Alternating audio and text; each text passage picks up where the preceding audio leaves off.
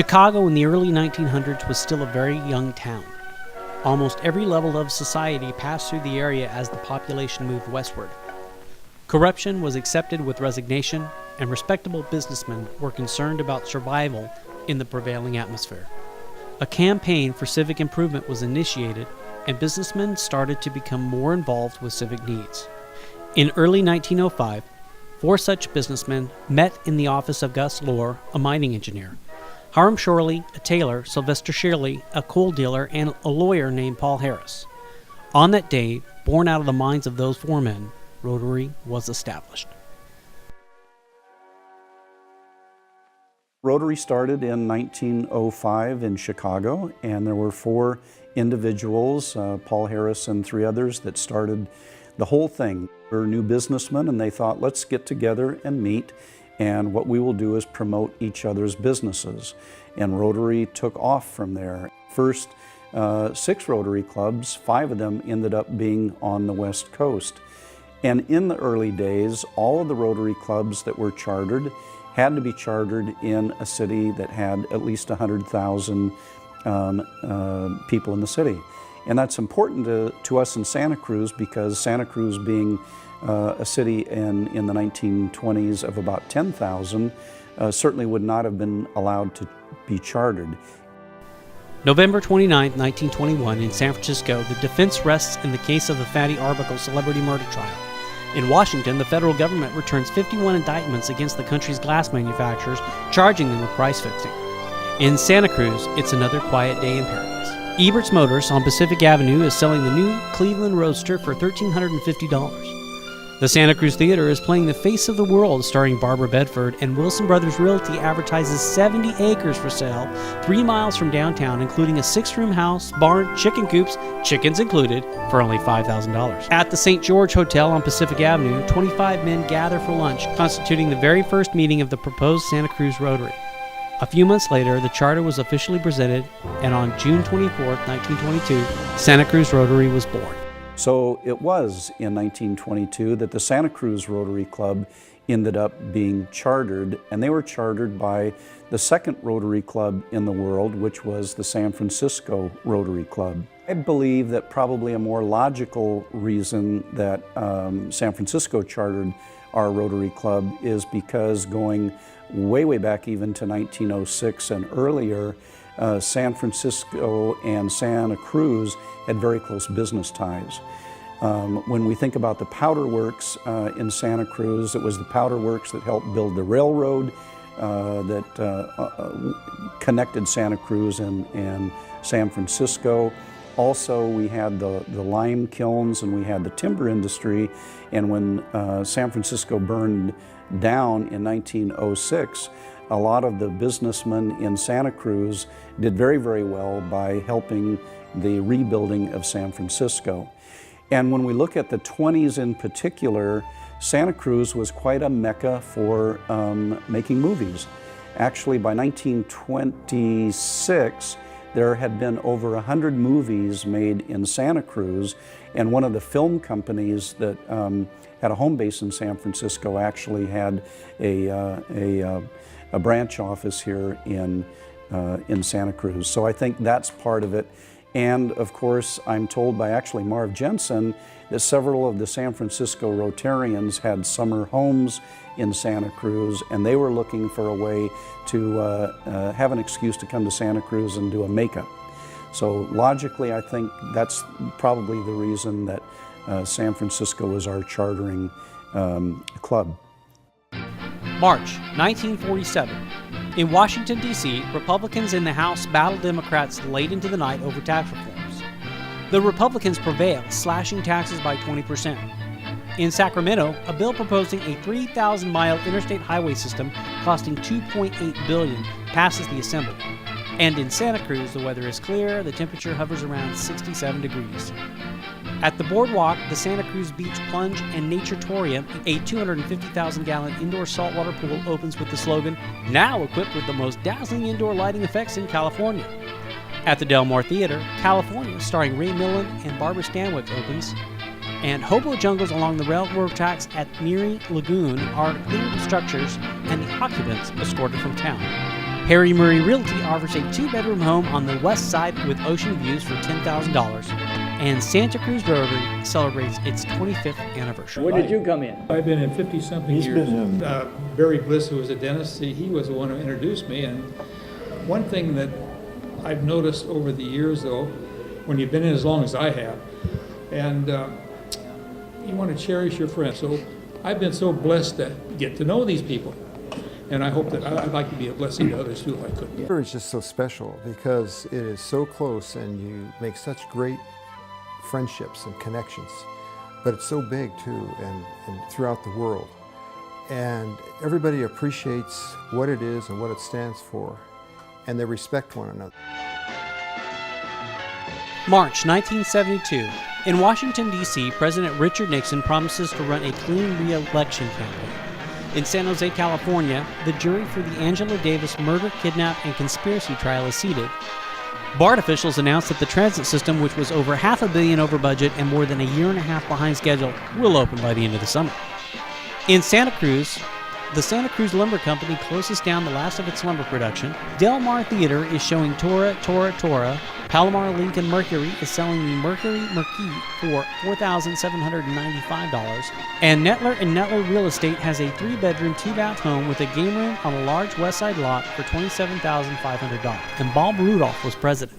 Oh, I enjoyed it. I would say this, when I woke up to the fact that I was following Ralph Bargetto, who was one of our very, very best and able presidents, I wasn't all that happy.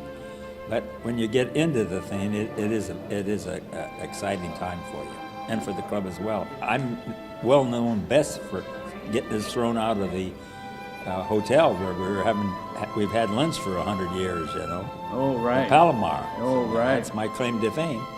I never forget the time when John Iasa became president. He followed me, I think. Anyway, he had never been to the Rotary during a meeting, so he didn't really know what happened to start because he was always in the Circle Bar with a lot of his fellow Rotarians. Right. Before he became president, he never been to the start of the meeting. Not at the start of the meeting. Before the start of the meeting, yeah. 1972 was also a year that would begin to bring change to all facets of work and life. For the first time since the 1920s, women's movements were becoming more vocal and more powerful.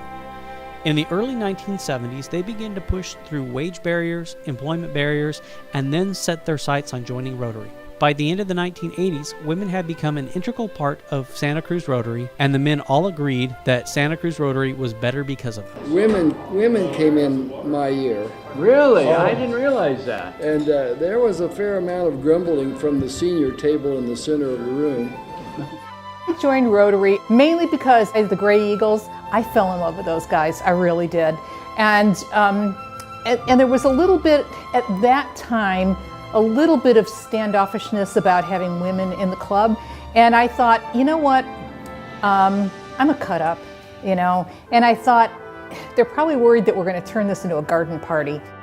March 1997. In Washington, D.C., a massive welfare reform bill passes through Congress and is signed by then-President Bill Clinton.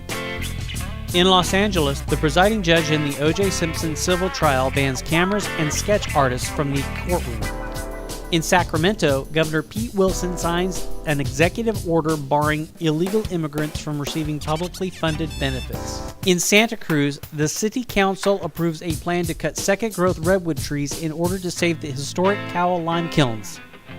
At the Santa Cruz Cinema 9 Theater, Independence Day is playing along with 8 other movies. At Santa Cruz Nissan Dodge Volkswagen, a 1996 Dodge minivan is selling for $32,000, and Karen Properties has a 3-bedroom, 3-bath home with attached 2-car garage in Prospect Heights for $369,000. Well, I think Rotary has set itself apart because it really has great guidelines. It's a business, really a business organization. It's run like a business, I feel.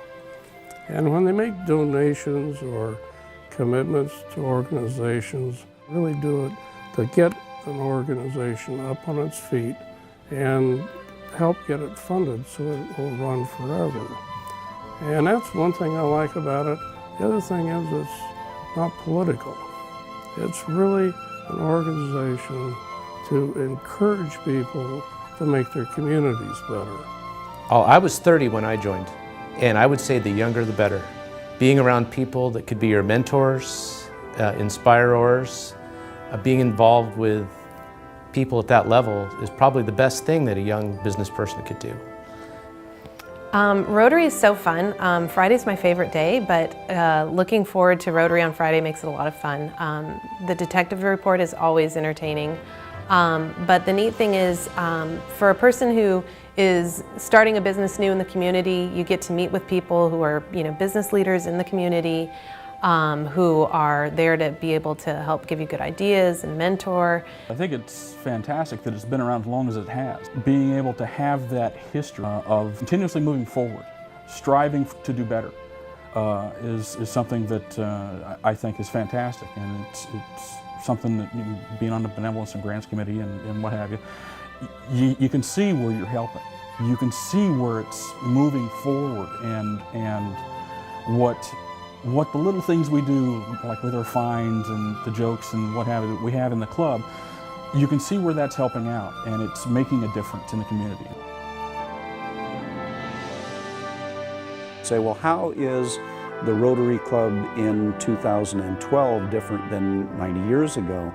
And as I really sit down and think about it, I really don't think they're very different, Tom. I look at the members of our club and they're still the leaders of Santa Cruz. They're the who's who. They're the community leaders and business people. They still like to come and have their meetings started with a song like we did 90 years ago. They still like to come and have the fellowship like they did 90 years ago. They still like to have a lot of good-natured kidding, which our club is known and famous for, like they did 90 years ago. We are a very healthy club. We have a project in Guatemala that will be a matching grant project and done in conjunction with the other Area 7 clubs. It will be about a $50,000 project for medical equipment in Guatemala. We have a local project. We are resurfacing the Santa Cruz High tennis courts in honor of Dennis Mullen, the longtime tennis coach. We will have inducted 14 new members during the course of this year. Where else am I going? I don't know. Gary Reese once sent me a special present when I was detective. I was up there in front of everybody, and a policeman walked into the room and he said, "Where's Donna Murillo?" And I thought, oh no, did I do another rolling stop again? And he comes up to me, handcuffs me to a chair, and then starts a boombox.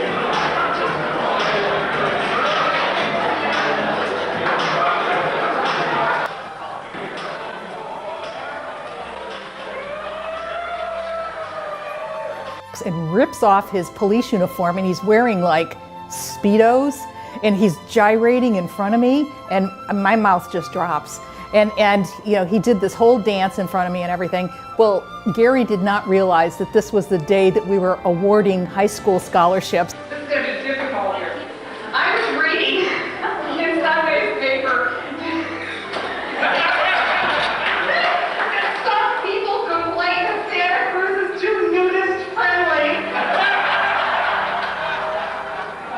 So all the kids from the high schools were there with their parents.